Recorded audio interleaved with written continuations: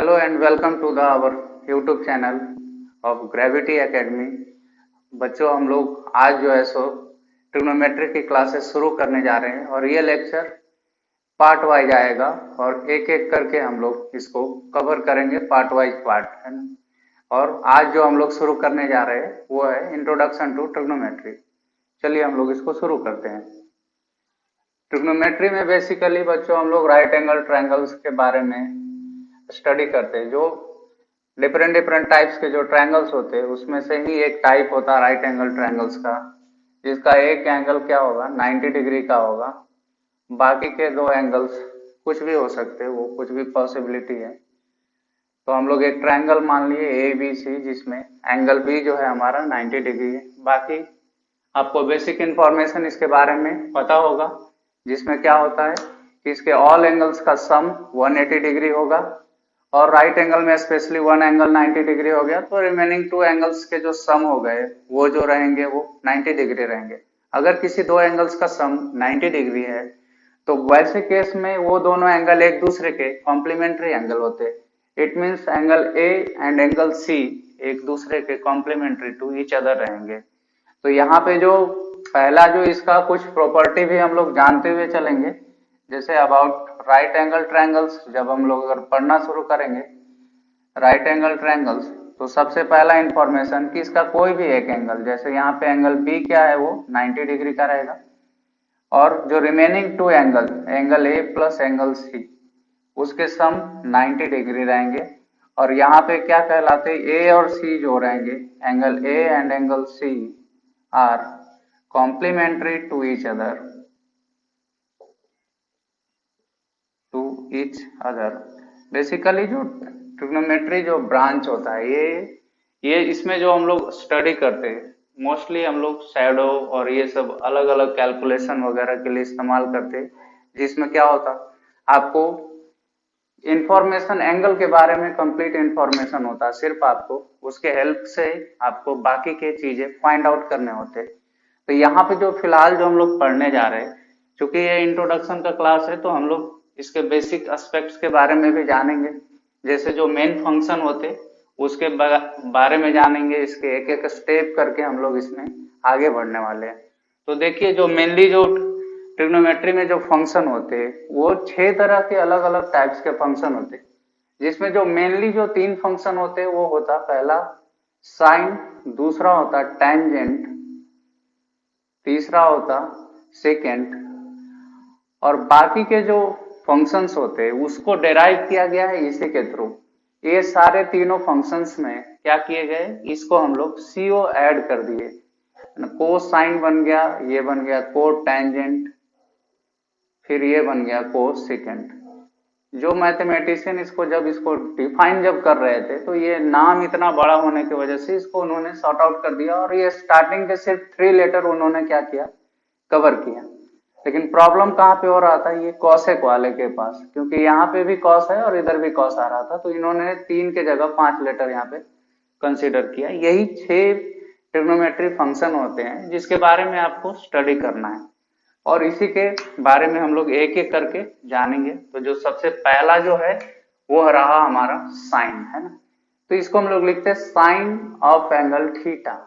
ये इसमें क्या होता है, साइन जस्ट एक नाम है और इसी का डेफिनेशन होता है। साइन मतलब कुछ ऐसा नहीं कि साइन से कुछ अलग से कुछ चेंज हो जाएगा, नहीं।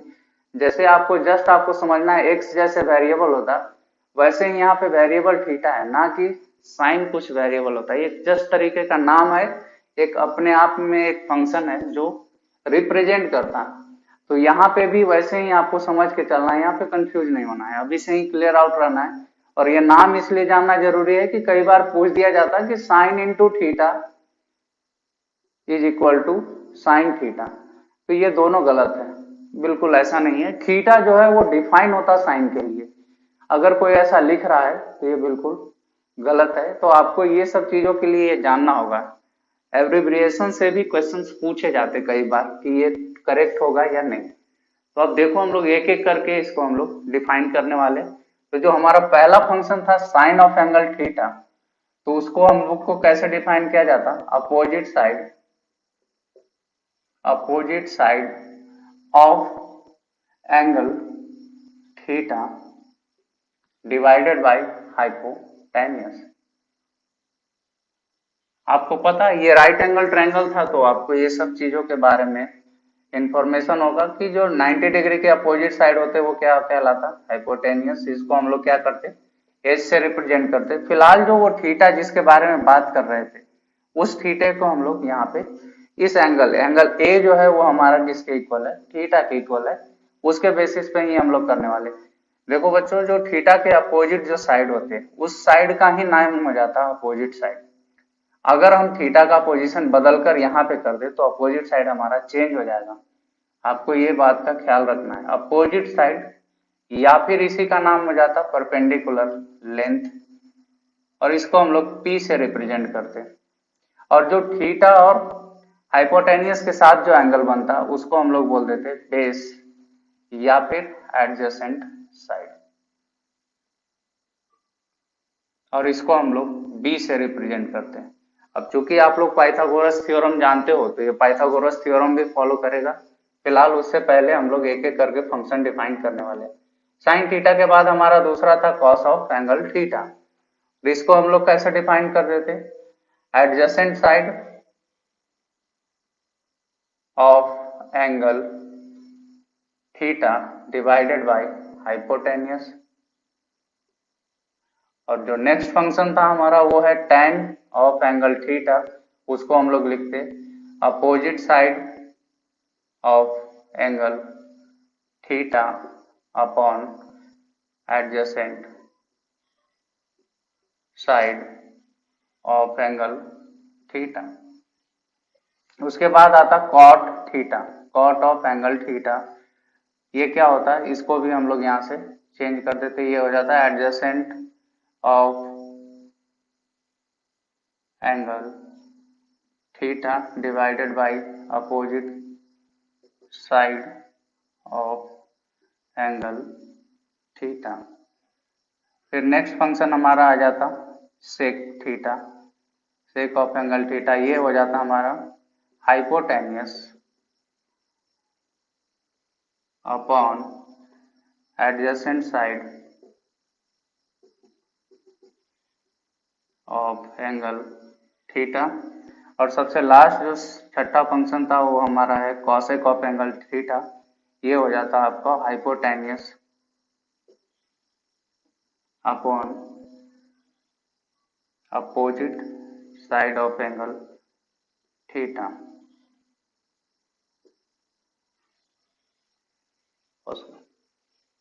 जैसा कि अभी हम लोग पढ़े कि ये सारे डिफाइन कर दिए गए थे। अभी हम कहीं पे यहाँ पे फिगर में हमने शॉर्ट नोटेशन भी लिखे थे उसी के बेसिस पे, क्योंकि इतना बड़ा हम लोग याद नहीं रख सकते हमेशा, और कुछ ट्रिक्स होते हैं इसके याद करने के जो ये शॉर्ट पॉइंट्स के बेसिस पे हम लोग डिसाइड कर देते हैं। जैसे कि हम लोग वहां पे लिखे थे साइन के लिए, जो हम लोग लिखे थे वो क्या लिखे थे, अपोजिट। अपोजिट साइड के लिए क्या नोटेशन था हमारा P, और हाइपोटेनियस के लिए क्या था H। वैसे ही हम लोग अगर कॉस के लिए बात कर दे तो वो था एडजेसेंट ऑफ एंगल थीटा, जो कि हमारा क्या है, वो है B और अपॉन हाइपोटेनियस H। और वैसे ही tan थीटा के लिए आप देखोगे तो वो क्या था, P बाई B, मतलब अपोजिट अपॉन एडजेसेंट। वैसे ही आप देख लो कॉट थीटा, कॉट थीटा के लिए क्या था, एडजेसेंट अपॉन अपोजिट साइड। और उसके बाद जो था वो क्या था हमारा सेक थीटा, सेक थीटा के लिए था hypotenuse upon adjacent side H by B। और वैसे ही होता सबसे लास्ट में कॉसेक थीटा, जो कि हमारा क्या हो जाता हाइपोटेनियस अपॉन परपेंडिकुलर साइड। देखो ये 6 मेन इसके मल्टीप्लिकेटिव फॉर्मूले होते हैं जो इसी के बेसिस पे हम लोग यहीं पे डेराइव कर लेते, और वो हम लोग इसी के बेसिस पे इसको नोट कर लेंगे। देखो वो फॉर्मूले आते कैसे, और ये इतना याद करने का जरूरत नहीं है, मैं आपको एक ट्रिक्स दूंगा उसके बेसिस पे आप एक बार में इसको आसानी से याद कर लोगे। तो देखो हम लोग एक एक करके करते हैं। अगर इस फॉर्मूले को अगर आप ध्यान से देख रहे हो तो साइन और कॉसेक को ध्यान से देखो। साइन और कॉसेक में क्या हो रहा है, जो नंबरेटर और डिनोमिनेटर का पोजीशन है वो एक दूसरे से क्या हो जा रहा है, एक्सचेंज हो जा रहा है, मतलब एक दूसरे के रेसिप्रोकल है। तो अगर आप sine theta into cosec theta करने जाओगे, कोई भी नंबर एक दूसरे के रेसिप्रोकल अगर हो जाए तो दोनों का प्रोडक्ट क्या हो जाता है, 1 के इक्वल है। इसको प्रूव करने का जरूरत नहीं है, लेकिन आप ध्यान रखो ये इंपॉर्टेंट फॉर्मूले में से एक है। इसी फॉर्मूले को आप क्या कर सकते हो, यहीं पे मैं आपको समझा देता। इसी फॉर्मूले का अगर पार्ट मान के चलो कि तो sine theta is equal to हम लोग क्या लिख सकते हैं, 1 बाई कॉसेक थीटा। और इसी का अगर दूसरे पार्ट का आप बात कर लो तो उसमें क्या हो जाता है कि cosec theta is equal to 1 by sine theta. अब दूसरे फॉर्मूले पे हम लोग यहाँ पे ध्यान देते हैं। ये हमारा जो फॉर्मूला था वो कॉसेक और सेक को अगर आप ध्यान से जब देखोगे तो ये भी एक दूसरे का रेसिप्रोकल हो रहा है। तो यहाँ पे क्या हो जाएगा, cos theta into sec theta is equal to ये भी क्या हो गया 1। जैसे हम लोग ऊपर वाले फॉर्मूले के लिए लिखे सेम इसके लिए, जितना इंपॉर्टेंट ये फॉर्मूला होता उतना ही ये दोनों होता। वैसे ही हर किसी में आपको हर पॉइंट को कवर करना है। अगर आपको ट्रिग्नोमेट्री अच्छे से समझना है, इन चीजों को आपको अच्छे से कवर करना होगा। ये क्या हो जाएगा, cos theta is equal to क्या हो गया 1 बाई सेक थीटा, और इसी में अगर sec theta is equal to लिख दो तो क्या हो जाएगा 1 बाई कॉस थीटा। अब एक चौथा बच गया tan और कॉट। ये दोनों को भी देखो, ये दोनों भी क्या है, एक दूसरे के रेसिप्रोकल दिख रहा है हमको। तो अभी हम लोग देख लेते हैं यहाँ पे अगर वो दोनों का मल्टीप्लीकेशन भी करेंगे तो क्या हो जाएगा, वो दोनों का भी प्रोडक्ट क्या हो जाएगा 1 हो जाएगा। तो सबसे पहले हम लोग क्या लिखेंगे यहाँ से फिर से tan theta is equal to 1 by cot theta और cot theta is equal to 1 by tan theta. तो आप देखो ये मेनली 3 ओरिजिनल फॉर्मूले होते हैं। अगर आपको समझते हो तो ये 3 के बेसिस पे आप इसको क्या बना सकते हो, दो दो और एक्स्ट्रा बना सकते हो। मतलब ये 3 डायरेक्ट किस में कन्वर्ट हो गया 9 में, लेकिन अब समझो तो वो सिर्फ कितने हैं, 3 ही है। तो आपको ये ध्यान देना है कि वो 3 पे ही फोकस करे। अब देखो इसी में आगे हम लोग समझेंगे कि ये जो tan का जो फॉर्मूला था, आप ध्यान से देखो tan theta is equal to हम लोगों ने क्या लिखा था, परपेंडिकुलर अपॉन बेस। अगर ये दोनों को न्यूमरेटर और डिनोमिनेटर दोनों को अगर हाइपोटेनियस के साथ क्या कर दिया जाए, डिवाइड कर दिया जाए, जरा कर दो, परपेंडिकुलर अपॉन हाइपोटेनियस और बेस अपॉन हाइपोटेनियस। आपको पता होगा कि सेम नंबर से डिवाइड करने से कोई भी आइडेंटिटी चेंज नहीं करता, तो ये भी चेंज नहीं करेगा। अब जरा सा ध्यान से देखो आप यहाँ पे साइन थीटा क्या था, परपेंडिकुलर अपॉन हाइपोटेनियस, और बेस अपॉन हाइपोटेनियस क्या है हमारा कॉस थीटा है। तो यानी कि ये क्या बनकर आ गया sign theta upon cos theta. तो ये एक और नया फॉर्मूला हम लोग जान लिए कि tan theta is equal to क्या होता sine theta upon cos theta. ये भी उतना ही इंपॉर्टेंट है, इसको भी बराबर आपको वेटेज देना होगा। सेम आप कॉट थीटा के लिए भी कर सकते हो। कॉट थीटा के लिए क्या हो जाएगा बेस अपॉन परपेंडिकुलर या फिर एडजेसेंट अपॉन अपोजिट साइड। और इसको फिर से हम लोग क्या करने जा रहे हैं, हाइपोटेनियस से न्यूमरेटर और डिनोमिनेटर दोनों को क्या करने जा रहे हैं, डिवाइड कर दे रहे हैं। ये क्या बन गया बेस अपॉन हाइपोटेनियस। अभी आप ध्यान से देखो ये क्या बना हुआ था कॉस थीटा, और ये क्या बना हुआ था opposite upon hypotenuse sign theta. तो आप देखो हम लोगों ने पहले ये फॉर्मूले पढ़े, इस फॉर्मूले के बेसिस पे अभी तक हम लोग कितने लिख चुके हैं, 11 और लिख चुके हैं। ये 6 के बेसिस पे ये 11 बने। ये आगे ऐसे ही कंटिन्यू बढ़ते जाएंगे, एक दूसरे से डिवाइड करने के बाद मल्टीप्लाई करने के बाद ये अलग अलग चीजों में चेंज होते जाते हैं। तो इस चीज चेंज को ही हमको ऑब्जर्व करना है, मेनली आइडेंटिटी में यही इंपॉर्टेंट होते हैं। अब देखो इसी में आगे हम लोग बढ़ते, ये सब आप वीडियो को पॉज करके आप लोग अच्छे से नोट कर लेना, क्योंकि यही ज्यादा इंपॉर्टेंट है। कैसे आया ये समझ लेना जरूरी है, कैसे एप्लीकेशन कैसे किया गया, ये फॉर्मूले आए कैसे और किस बेसिस पे आए और मैंने कैसे लिखा है, इन चीजों को आप ध्यान से रखो। यही चीज आपको आगे में हेल्पफुल होने वाले हैं। अब देखो जरा ध्यान से, इसी चीज में हम लोग क्या करने वाले, अभी चूंकि हमको पता था कि यह ट्रायंगल कैसा है, ये जो ट्रायंगल एबीसी है, इन ट्रायंगल एबीसी ये कैसा एंगल था हमारा, राइट एंगल ट्रायंगल था। और राइट एंगल कहाँ पे था, ये एंगल बी पे ये 90 डिग्री था। और अगर ये 90 डिग्री है तो ये क्या फॉलो करेगा, पाइथागोरस थ्योरम, है ना। तो फॉलो पाइथागोरस थ्योरम।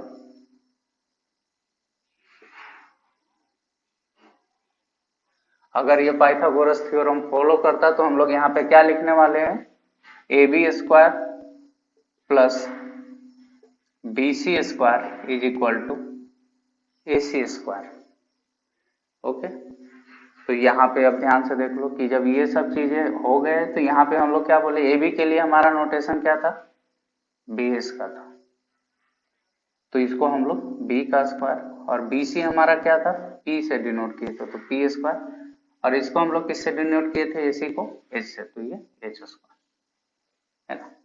अब हमारा टाइम चेंज हो रहा है, अभी मल्टीप्लीकेशन के बेसिस पे हम लोग देखे थे, और अब हम लोग इस आइडेंटिटी के बेसिस पे अलग अलग फॉर्मूले डिराइव करने वाले हैं। तो सबसे पहले देखो हम इसको क्या कर दे रहे हैं, इसको हम लोग मान लेते हैं इक्वेशन 1। इस इक्वेशन को हम लोग क्या करने जा रहे हैं, डिवाइड करने जा रहे हैं both side by H square है ना। तो divide both side by H square, ये क्या हो गया, B square plus P square upon H square, और ये भी हो गया H square upon H square. ये दोनों क्या हो जाएंगे, फिलहाल कैंसल आउट हो जाएंगे, उसको कैंसिल कर दिया हम लोग। देखो इसमें आगे में क्या होता है, जैसे ही आपने कैंसिल किया, बाकी के जो लेफ्ट साइड में है वो हम लोग उसको ऐसे चेंज कर सकते हैं, इसको ऐसे लिख सकते हैं, बेस का स्क्वायर अपॉन हाइपोटेनियस का square plus perpendicular square upon hypotenuse square is equal to 1 है। ऐसे हम लोग लिख सकते हैं, क्यों, क्योंकि ये दोनों का एलसीएम क्या है, सेम है। एलसीएम अगर सेम है तो हम लोग इसको, इस पार्ट को ऐसे में ब्रेक भी कर सकते हैं। अब ब्रेक कर दिए तो इसको देखो, सर्ट साइन इंडिसेस के रूल से कि अगर पावर सेम हो और कोई दो नंबर डिवीजन में हो तो वो दोनों नंबर को डिवाइड कर देते और पावर को सेपरेट लिख देते, उसमें कोई दिक्कत नहीं होगा। ये चेंज हो गया, ये क्या हो गया, परपेंडिकुलर अपॉन हाइपोटेनियस का स्क्वायर इज इक्वल टू 1। अभी जो हम लोग फॉर्मूले लिखे थे, तो बेस अपॉन हाइपोटेनियस, ये किसका फॉर्मूला था, कॉस थीटा, तो ये हो गया कॉस थीटा का स्क्वायर प्लस ये हो गया perpendicular means opposite upon hypotenuse का स्क्वायर, तो ये क्या हो गया साइन थीटा का स्क्वायर इज इक्वल टू 1। इसी को हम लोग फिर कैसे लिख देते हैं, रीअरेंज करके, sine square theta plus cos square theta is equal to 1। ये आपके लिए एडिटिव या फिर स्क्वायर आइडेंटिटी में ये पहला रिलेशन आपके लिए रहा। अब इसी रिलेशन के बेसिस पे हम लोग फिर से अलग अलग, जैसे वहां पे हम लोग मल्टीप्लिकेशन में भी चेंज किए थे, वैसे यहाँ पे भी चेंज करने वाले हैं। तो इसको देखो कैसे चेंज करेंगे। सबसे पहले हम लोग यहाँ से क्या लिख सकते हैं, इसी फॉर्मूले को चेंज करने वाले हैं कि sine square theta is equal to 1 minus cos square theta, correct. अब इस स्क्वायर को इधर ट्रांसफर कर दो तो कितना हो जाएगा, sine theta is equal to under root 1 minus cos square theta. अब सबसे पहले आपको ध्यान देना है कि अगर स्क्वायर आप ट्रांसफर कर रहे हो तो प्लस माइनस जरूर होगा। चूंकि आप राइट एंगल के लिए पढ़ रहे हो, इसका मतलब हो गया कि ये कैसे ट्रायंगल्स में आते हैं, एक्यूट एंगल ट्रायंगल्स में, और एक्यूट एंगल के लिए फिर ट्रिग्नोमेट्रिक रेशियो ऑलवेज पॉजिटिव होते हैं। लेकिन अगर इन केस आपको अगर फॉर्मूले में कुछ मेंशन नहीं किया गया, डायरेक्टली दे दिया है, तो यहाँ पे चेंज होने के चांसेस हो सकते हैं, है ना। साइन नेगेटिव भी होता, ऐसा नहीं है कि साइन ऑलवेज पॉजिटिव ही रहता है, वो डिपेंड करता है तो किस तरीके का सिचुएशन आपको दिया हुआ है उसके ऊपर। अगर लिख दिया है कि थीटा 0 से लेकर 90 के बीच में है तो आपको ये नेगेटिव साइन रखने का कोई जरूरत नहीं है। इन केस अगर नहीं दिया हुआ है थीटा के बारे में इंफॉर्मेशन, या फिर थीटा के बारे में ऐसा इंफॉर्मेशन है कि 90 से ज्यादा है, 0 से 180 के बीच में, तब आपको प्लस और माइनस दोनों रखना पड़ सकता है, वो पॉसिबल होगा।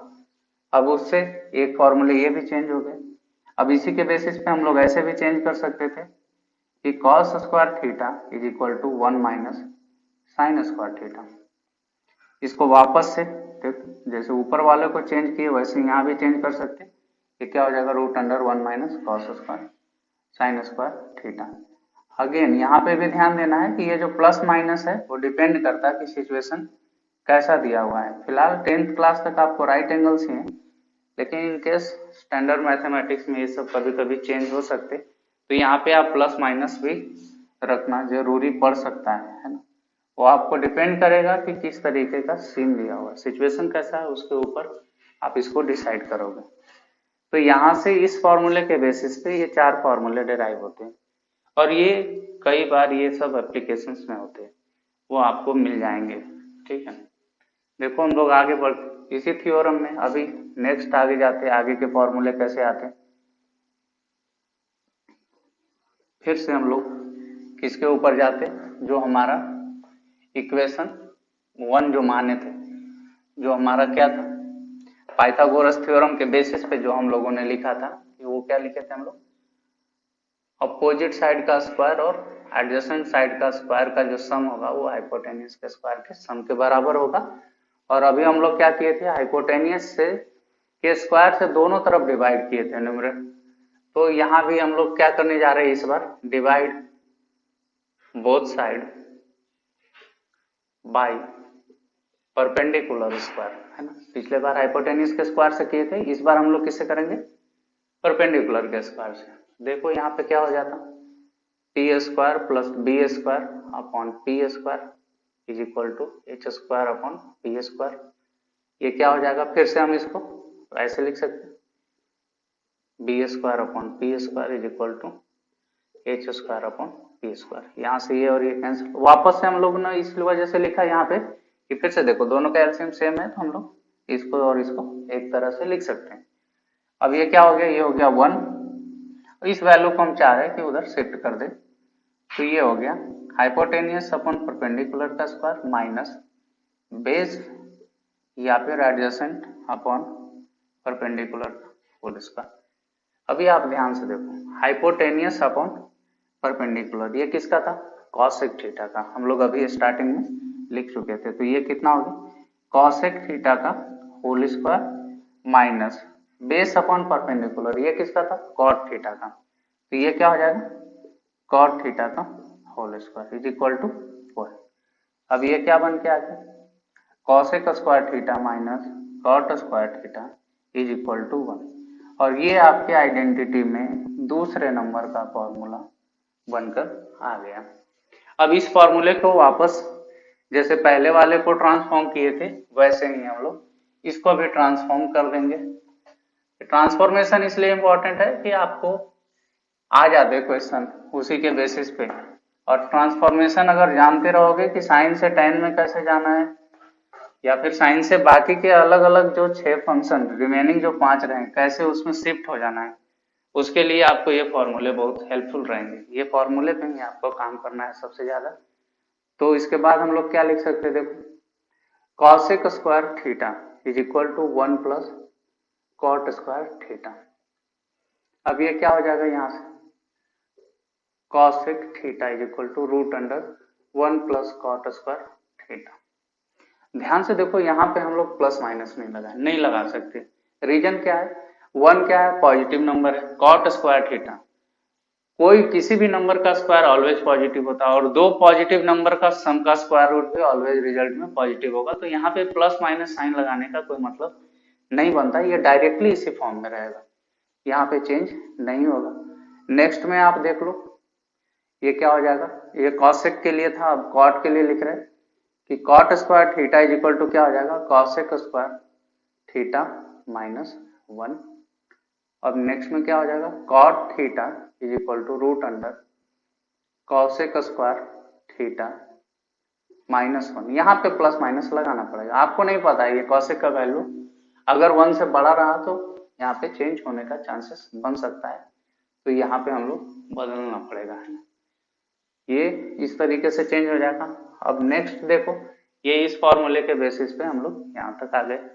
अब हम लोग क्या कर चुके हैं, हाइपोटेनियस जो हमारा पाइथागोरस इक्वेशन था उसको हाइपोटेनियस से भी डिवाइड कर चुके हैं, परपेंडिकुलर के भी स्क्वायर से कर चुके हैं। अब बच चुका है बेस, उससे भी हम लोग डिवाइड करने वाले हैं। तो देखो हम लोग उससे भी डिवाइड करने वाले हैं, फिर से perpendicular square plus base square is equal to hypotenuse square, है ना। Divide both side by base का स्क्वायर, है ना। ये हो गया P square plus B square upon B square is equal to H square upon B square. इसको हम लोग कैसे लिख सकते हैं, P square upon B square plus B square upon B square is equal to H square upon B square. ये और ये कैंसल आउट हो गया, तो यहाँ क्या बच गया, पी अपॉन बी का whole square plus 1 is equal to H upon P इसका भी होल स्क्वायर। अभी फिर से आप पढ़े हो परपेंडिकुलर अपॉन बेस, हम लोग किसके लिए पढ़े थे, वो tan के लिए पढ़े थे, और ये किसके लिए था, हाइपोटेनियस अपॉन बेस, ये किसके लिए था, ये रहा आपको tan और ये रहा sec। तो यहाँ पे हम लोग इसको चेंज कर देंगे, ये क्या हो जाएगा tan थीटा इसका square plus 1 is equal to ये हो गया sec थीटा इसका स्क्वायर। अब इसको आप वापस से एक बार रीअरेंज कर लो, रीअरेंज कर लोगे तो क्या हो जाएगा, ये चेंज होने के बाद 1 को एक तरफ, क्योंकि ये जो आइडेंटिटी लिखते हैं ये 1 के लिए लिखते हैं, आप देखो कि 1 के लिए 3 फॉर्मूले आ चुके हैं और इससे पहले भी 3 मल्टीप्लिकेशन में हम लोग लिख चुके थे, तो यहाँ पे ये क्या हो जाएगा, ये हो गया, आप देखो sec square theta minus tan square theta is equal to 1। अब यहाँ पे फिर से हम लोग ये आपके आइडेंटिटी का जो स्क्वायर का जो आइडेंटिटी था, चाहे वो सम में हो चाहे डिफरेंस में, वो तीसरे नंबर का आइडेंटिटी ये होता, वापस से हम लोग इसको फिर से चेंज करने जा रहे हैं। कैसे करेंगे हम लोग इसको, sec square theta is equal to 1 plus tan square theta sec theta is equal to root under 1 plus tan square theta, plus minus लगा के रखो, यहाँ पे भी क्या हो जाएगा tan square theta is equal to sec square theta minus 1, और यहाँ पे क्या हो जाएगा tan theta is equal to plus minus root under sec square theta minus 1। कई बार इन चीजों को भी तोड़ दिया जाता है, आप ध्यान से देखोगे यहाँ पे ये सब चीजें भी ब्रेकेबल है, कैसे, ये ए स्क्वायर माइनस बी स्क्वायर के फॉर्म में, तो आप ए प्लस बी इंटू ए माइनस बी भी लिख सकते हो, मतलब आप क्या लिख सकते हो सेक थीटा प्लस 1 और सेक थीटा माइनस 1। तो ये सब चीजें भी आपको आइडेंटिटी याद होगा ऐसा उम्मीद रख, नहीं याद है तो आप याद रखो इसको। अब ये सारे फॉर्मूले एक साथ आप कंपाइल करके देखो, एक साथ ये हम लोग जो 6 आइडेंटिटी थे उससे कुल मिलाकर पहले 11 और इस बार 3 बने 14 और बाकी सबके 4 26 फॉर्मूले बन चुके हैं। अभी बाकी एक एक करके जैसे जैसे आप चेंज करोगे नए नए फॉर्मूले आते जाएंगे, तो हम लोग उसके बेसिस पे इसमें आगे बढ़ते चले जाएंगे। अब देखो जितने भी आइडेंटिटी थे यहाँ पे कंप्लीट हो गए। अब इसी में जो टॉपिक है, वो जो टॉपिक है वो कंपेयर करने वाला है।